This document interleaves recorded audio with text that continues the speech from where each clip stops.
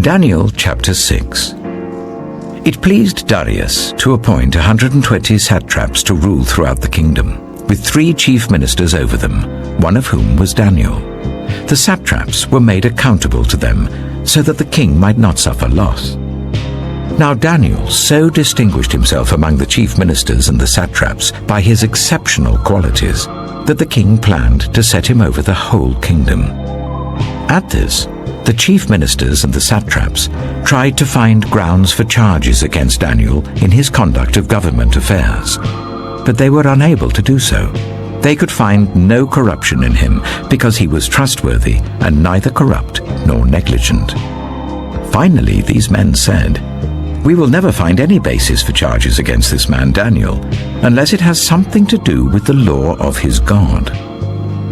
So these chief ministers and satraps went as a group to the king and said, "May King Darius live forever.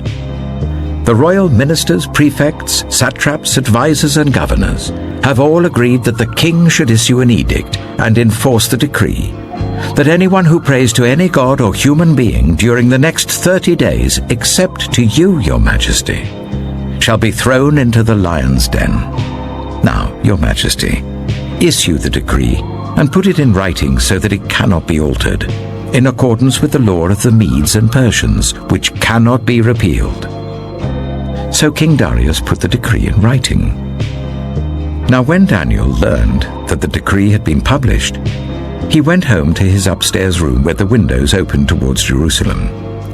3 times a day he got down on his knees and prayed, giving thanks to his God, just as he had done before. Then these men went as a group and found Daniel praying and asking God for help. So they went to the king and spoke to him about his royal decree. "Did you not publish a decree that during the next 30 days, anyone who prays to any god or human being except to you, your majesty, would be thrown into the lion's den?" The king answered, "The decree stands, in accordance with the law of the Medes and Persians, which cannot be repealed." Then they said to the king, "Daniel, who is one of the exiles from Judah, pays no attention to you, your majesty, or to the decree you put in writing. He still prays 3 times a day." When the king heard this, he was greatly distressed. He was determined to rescue Daniel and made every effort until sunset to save him. Then the men went as a group to King Darius and said to him, "Remember, your majesty, that according to the law of the Medes and Persians, no decree or edict that the king issues can be changed." So the king gave the order, and they brought Daniel and threw him into the lion's den. The king said to Daniel, "May your God, whom you serve continually, rescue you." A stone was brought and placed over the mouth of the den, and the king sealed it with his own signet ring and with the rings of his nobles, so that Daniel's situation might not be changed. Then the king returned to his palace and spent the night without eating and without any entertainment being brought to him, and he could not sleep.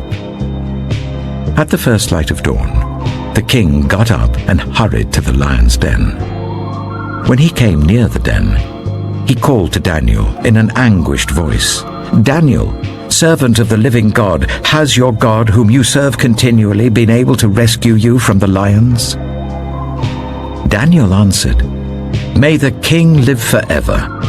My God sent his angel, and he shut the mouths of the lions. They have not hurt me, because I was found innocent in his sight. Nor have I ever done any wrong before you, your majesty." The king was overjoyed and gave orders to lift Daniel out of the den. And when Daniel was lifted from the den, no wound was found on him, because he had trusted in his God. At the king's command, the men who had falsely accused Daniel were brought in and thrown into the lion's den along with their wives and children. And before they reached the floor of the den, the lions overpowered them and crushed all their bones.